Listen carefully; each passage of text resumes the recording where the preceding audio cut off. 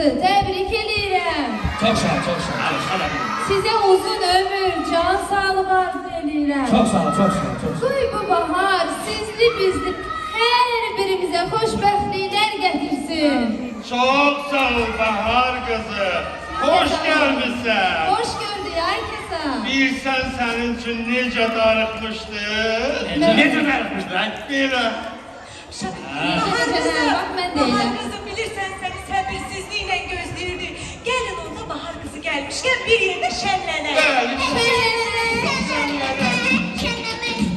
Nefes var. Bir yerdə şənlənək. Oturdum sen.